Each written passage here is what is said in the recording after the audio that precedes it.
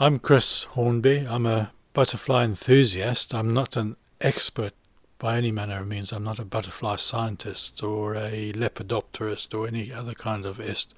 But like many other people, I'm a butterfly enthusiast, much in the same way as you have bird watchers who are bird enthusiasts but not necessarily scientists.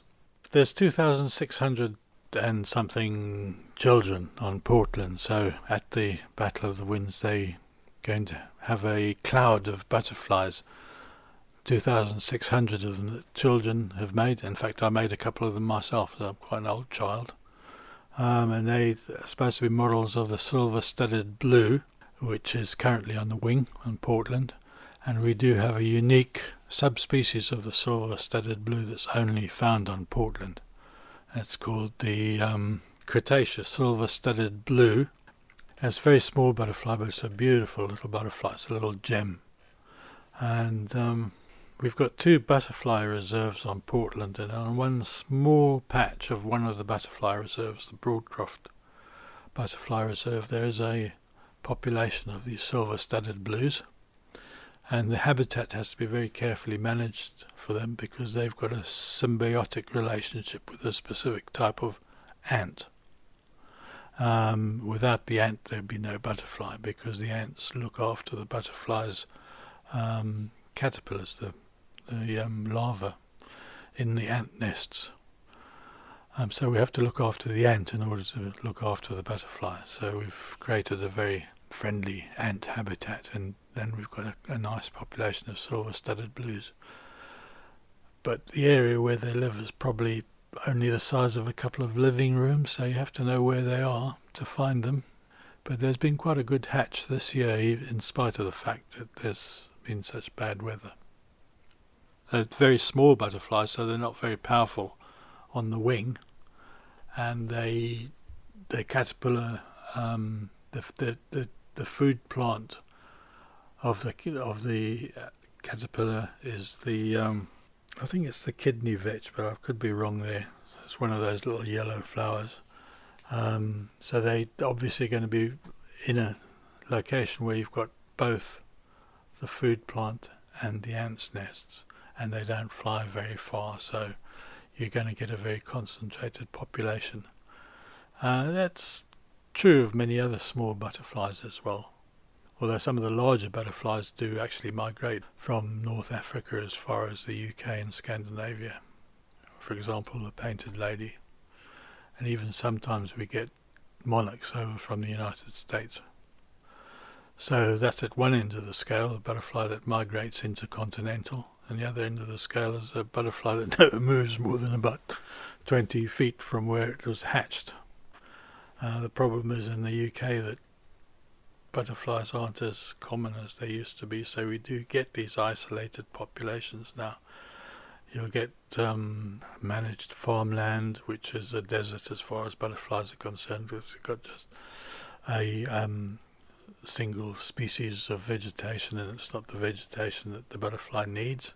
Each butterfly has got a specific food plant. You'll find that the gardens, the flowers and plants in gardens are developed for how they look rather than how good they are as nectar and food plants. So gardens are largely a desert for butterflies as well. So you get these very isolated populations where the food plant happens to be. I'm not sure what the ant gets out of it, but what happens is that the butterfly lays the egg on the food plant, the kidney vetch or whatever the food plant happens to be. When the egg hatches out into a small larva, small caterpillar, the caterpillar drops off onto the ground and gives out an odour that the ants mistake for the odour of a queen ant, so they take it into the nests and look after it. When it gets to a certain size, it starts eating the ant larva and gets nice and big, and when it's ready it climbs back out again, forms a chrysalis, and eventually hatches out into the silver-studded blue. It's not only the silver-studded blue that has that sort of life cycle. Most of the other blues have a similar life cycle, but they don't all use the same ant. Each one's got a particular type of ant. So it's all interlinked. Well, I've always been interested in butterflies way back when I was a child in Africa. I used to collect butterflies. I used to go out with a butterfly net and catch them and pin them on boards and have a nice butterfly collection. That's frowned upon now, but in the age of the digital camera it's easy to take pictures of butterflies, and that's how I collect them now. I'm a very keen butterfly photographer. I mean, when I was a child, for my 8th birthday, I was given a butterfly book. I used to pop these butterflies into the killing bottle, and when it was dead, pull it out and pin it onto a board. Haven't done that for years and years and years, but now in my old age I've sort of gone back to it with a digital camera. And the Butterfly Conservation is a nationwide body that looks after the preservation and conservation of butterflies. David Attenborough is the chairman. We're just coming up to the big butterfly count week, where they encourage everybody to go out into the garden and spend 10 minutes recording what butterflies they see. If you don't recognize what a butterfly is, there's plenty of identification material available on the Butterfly Conservation website. The Butterfly Conservation Society has butterfly reserves all over the country. So as I said earlier on, the habitat needs to be very carefully managed now, just in order for butterflies to survive. The whole environment that we've got is either mowed, gardened, clipped or concreted over, so it's very unfriendly to our native species of butterfly. So we've got reserves. On Portland there's 2 reserves. There's the Croft Reserve and the Perryfields Reserve. But there's also plenty of other butterfly-friendly habitats on Portland, because there's not a great deal of farming and there's a lot of wild ground in the quarries and under the cliffs, the east and west weirs and so on.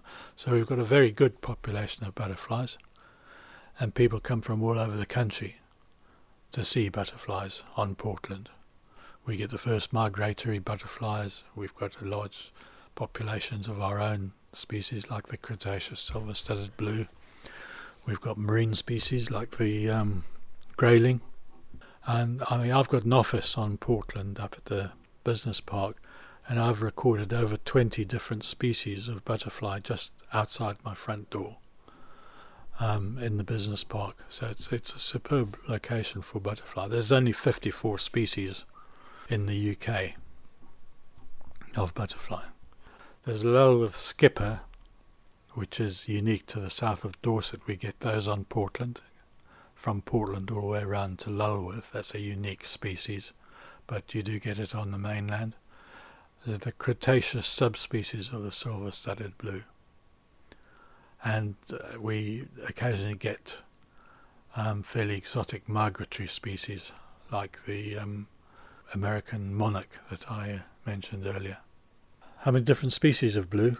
The silver-studded blue, that particular species, hatches out towards the end of June, and they're probably all gone by the beginning of August. The rest of the year they spend as either as eggs or as caterpillars or chrysalises. There are some species of butterfly in Portland, like the red admiral and the comma, that actually hibernate over the winter. As to how many there are, I've got absolutely no idea. That it's a variable thing. Some years we don't get any. I mean, last year I don't think a single peacock, which is quite a common butterfly on Portland, was seen. Not a single one. 1999, there was thousands of them on the Budliet, so I don't know what's happened to them. Perhaps they'll reappear this year, I don't know. Their food plant is the nettle, so you'd think that they'd be quite common.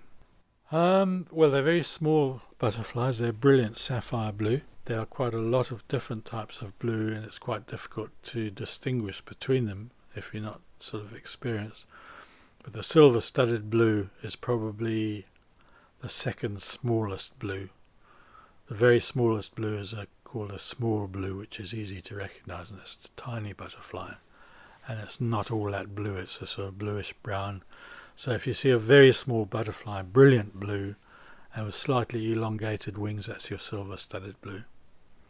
Then you've got the common blue, which looks quite similar, but it's a bit bigger. The chalk hill blue comes out later. They're just beginning to come out now, and will be out in strength in August. There's the Adonis blue, which is another brilliant blue butterfly. They're unmistakable, the blues. They're small, they're very bright. And the females have got eyes on them, like all around the edges of the wings, so that's quite distinctive. Although the females tend to be a bit duller, they've got these bright orange eyes all around the edges of their wings. The best way to actually distinguish between the blues is to look at the undersides, because you've got to start doing things like counting the dots and things, because they can be very, very similar, and they're very small as well. So the best way to do is to get a good picture. I'd say small blue is probably about 12 millimeters. Silver studded is probably about 15 to 18. Chalk hill blue is probably about 23 to 25 millimeters. A silver studded blue is something that would probably fit on your little fingernail if you could get it to stop long enough. All butterflies have a safe zone, and if you get in within their safe zone, they'll fly. Or any sudden movement, they'll fly. But a silver studded blue's safe zone is probably about 9 or 10 inches. And if you move slowly, you can get even closer than that. So you can get nice big close-up pictures of them. We've only got about between 50 and 60 species of butterfly in the UK. Some of them have gone extinct. One of them has been reintroduced. That's the large blue. On the continent, there's probably between 600 and 700 species of butterfly. And that's because during the Ice Age, the ice came down as far as probably Bristol, and the butterflies moved south. There was a land bridge with the continent, so the butterflies would have been considerably further south than they are at the moment. And when the ice retreated, the butterflies repopulated. But very soon after the ice retreated, the English Channel flooded, so we left with only a few species of butterfly on this island, whereas there's lots on the continent. But we do have some unique species like the swallowtail. They do have the swallowtail on the continent, but the swallowtail subspecies that we have in this country are unique to the British Isles. That's the largest British species, but we don't get those on Portland. But that particular form of the silver-studded blue, the Cretaceous form, is only found on Portland. Quite common with islands that you do get subspecies of more common species from the mainland. Yes, I love things with wings. I love butterflies, I love aeroplanes, I like flying myself, and that's another one of my hobbies. I'm used to wide open spaces and large vistas, and because I've been brought up in Africa at high altitude, and of course you come here and it's a beautiful country, but you don't get the vistas and the wide open spaces. You don't get the wilderness that you get in Africa. So I suppose it's compensation for that freedom of the air. I think it's probably why I settled on Portland as well, because it's completely surrounded by wide open spaces, the sea.